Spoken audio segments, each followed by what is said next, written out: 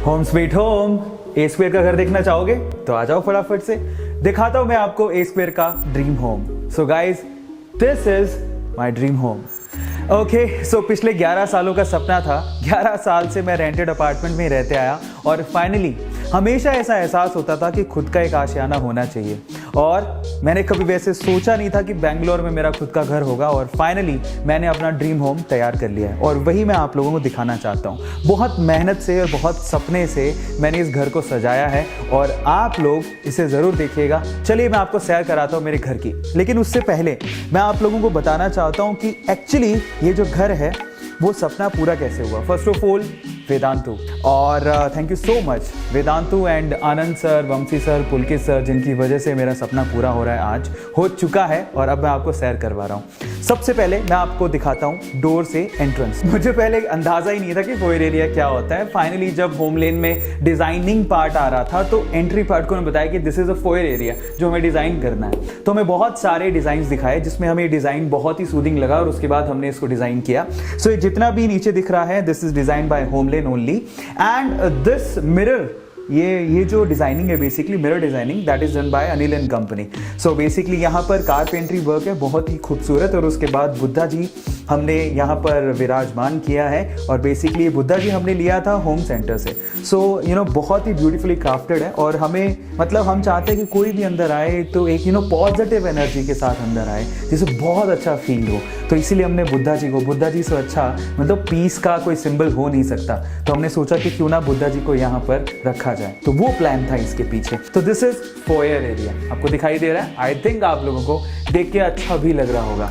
चलो अब मैं आपको दिखाता हूँ फोयर एरिया के बाद हमारा लिविंग रूम। सो गाइज, हम लोग ऐसा चाहते थे कि हमारा जो लिविंग एरिया है वो बाकी एरिया से थोड़ा अलग दिखे, क्योंकि जब हम लोगों ने फ्लैट परचेज किया था तो ये एरिया कॉमन था किचन के साथ, इस एरिया के साथ।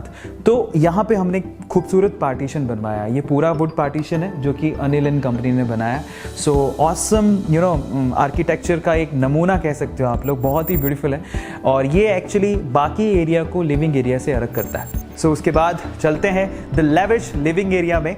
मैं चाहता था यार मेरा लिविंग एरिया ऐसा हो जहाँ पर मुझे भी मतलब अगर कोई सुनहरे पल बिताने हो तो मुझे बहुत बहुत बहुत रिलैक्स फील हो, और ऐसे ही हमारे आने वाले गेस्ट को भी रिलैक्स्ड फील हो। सो इन दैट केस यहाँ पर हमने काफ़ी चीज़ें लगवाई हैं। ये जो आपको अभी सोफ़ा दिख रहा है सेंटर पे, सो ये हमने अर्बन लैडर से लिया है। और ये जो चेयर आपको दिख रही है विंग चेयर, बेसिकली ये हमारे शुभम डी डेकोर से ये कम्प्लीटली जो डिज़ाइन किया है बेसिकली ये डी डेकोर से है, और ये शुभम डी डेकोर वालों ने डिज़ाइन करके दिया है। और ये एक गणेश जी हमारे पहचान के हैं, शुभम डी डेकोर, जो बेंगलोर में बहुत ही अच्छा उनका डी डेकोर का काम है। सो उनसे बहुत अच्छा प्यारा ट्यूनिंग सेट हो गया था, और फाइनली उन्होंने विंग चेयर हमें डिज़ाइन करके दी, और जो हमारे लिविंग एरिया को 4 चांद लगाती है। अर्बन लैडर का नो डाउट वो सोफ़ा भी बहुत ही क्लासी है। सो हमने ट्राई किया जितना लेविश बना सकते थे उतना लेविश। इसके अलावा एक सेंटर टेबल भी है। सो अगेन आप लोग देख सकते हैं वो भी पूरी कम्प्लीटली वुड की है। ओके, सो बस इसके पीछे का मकसद ये था कि मतलब यहाँ पर बैठ के बहुत रिलैक्स फील हो। कर्टन्स हमने again D decor, Shubham D decor से डिज़ाइन, एंड यहाँ पर जो कर्टन्स आपको दिखाई दे रहे हैं वो हमने वहीं से ही लगवाए हैं। सो ये पूरा डी डेकोर के ही कर्टन्स है।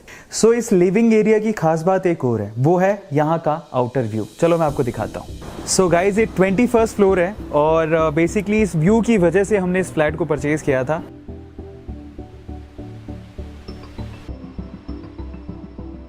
ये एरिया था लिविंग रूम के बाहर, जो आउटसाइड बेंगलोर का नज़ारा आपको दिखाता है, जो कि बहुत ज़्यादा ब्यूटीफुल है। अब लिविंग रूम में एक स्पेशली मैंने ये कॉर्नर डिज़ाइन करवाया, और वो कॉर्नर बेसिकली मैंने डिज़ाइन करवाया बुक्स के लिए और मेरे अवार्ड्स के लिए। जैसे कि आप लोग यहाँ पर देख ही पा रहे हो कि वेदांतु के अवार्ड्स और बाकी जो स्टफ़ है वो मैंने यहाँ पर रखा हुआ है, ताकि इसको ये जो बेसिकली लिविंग एरिया है उसको और ज़्यादा ये एनहेंस करे। सो ये वो एरिया था। और उसके बाद मुझे होम थिएटर का बहुत ज़्यादा शौक़ था। ये टीवी लगवाया था सोनी का, और ये टीवी हम लोगों ने क्रोमा से लिया है गाइस। ओके, सो उसके अलावा ये जितना भी पीछे आपको दिख रहा है बैकड्रॉप, ये सब होमलेन ने ही डिज़ाइन किया है और उन्होंने ही बनाया है। जो पीछे वॉलपेपर वगैरह दिख रहे हैं वो सब होमलेन का ही डिज़ाइन है। इसके अलावा जो ऊपर आपको मिरर का जो आउटलुक दिख रहा है वो बेसिकली वो अनिल एंड कंपनी ने किया है। So that look so good. उन्होंने इस जो लिविंग एरिया है उसको रिच लुक देने की पूरी कोशिश की है और आई थिंक हुआ भी है ऐसा। ओके, सो उसके अलावा लाइटिंग का भी बहुत ध्यान रखा है। और जब ये लिविंग एरिया ख़त्म होता है तो एट दी एंड हम लोग चाहते थे कि कुछ ना कुछ अच्छा अच्छी चीज़ के साथ, कुछ डेकोरेटिव चीज़ के साथ उसको हम लोग एंड करें। सो इन दैट केस एक ये फ्लावर पॉट हमने लिया होम सेंटर से और उसके ऊपर ही हमने लाइट लगवाई ताकि ये उसे एनहेंस कर सके।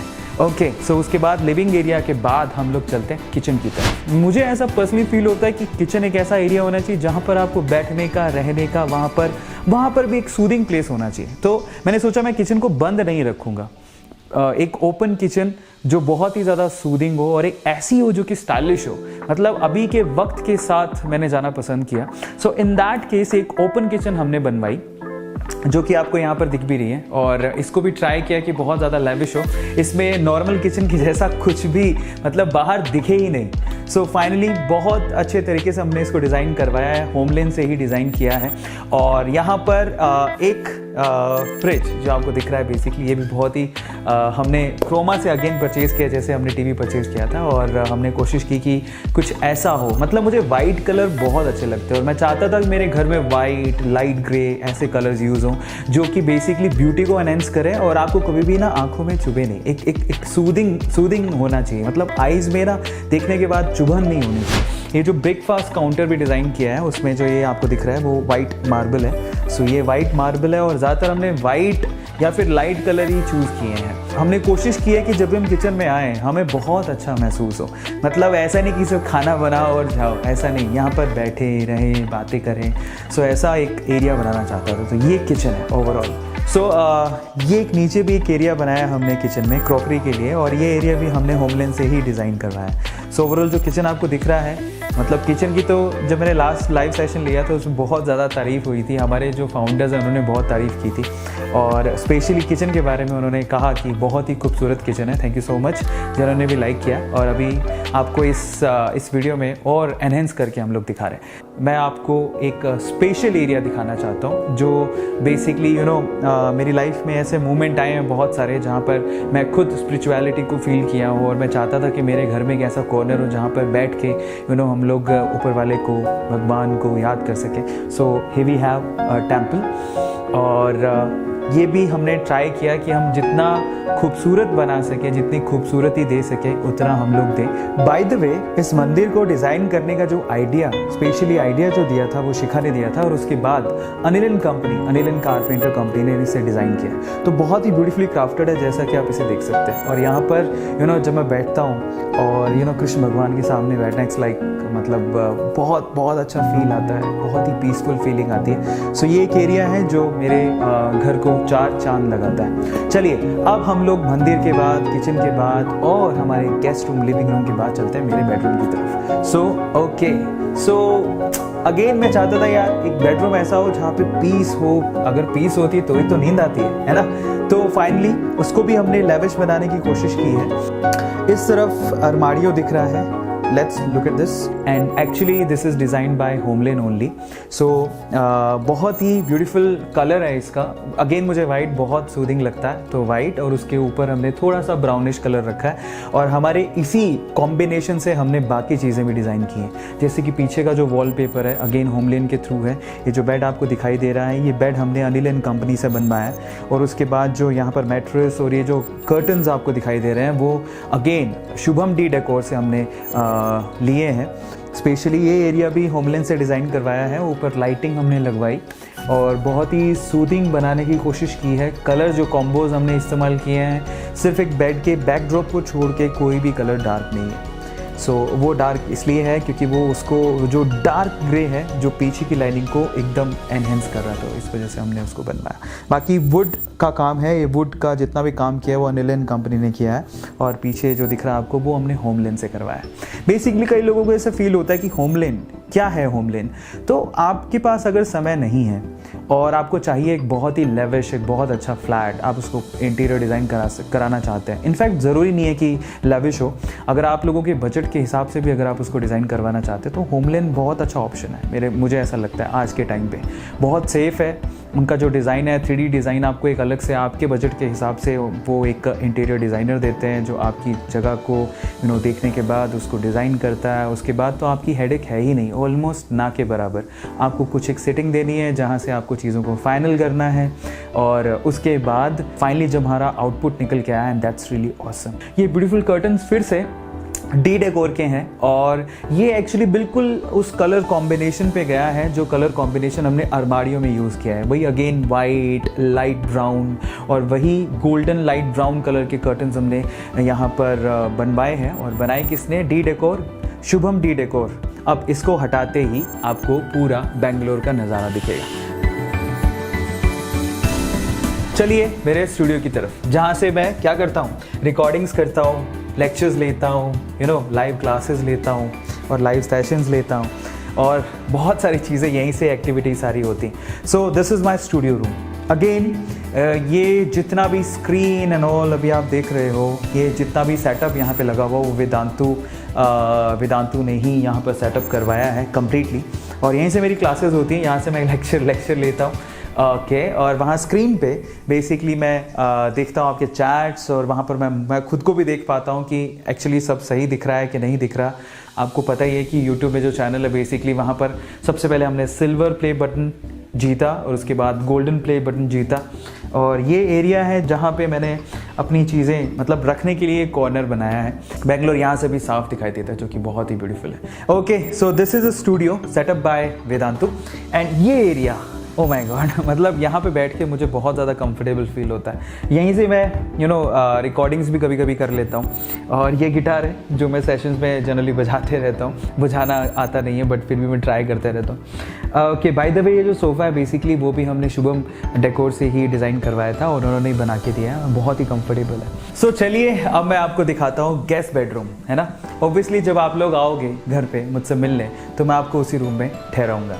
सो इसके पीछे का मैं आइडिया आपको बताता हूँ। बेसिकली गेस्ट बेडरूम का आइडिया क्या था, उसे बनाना कैसे था।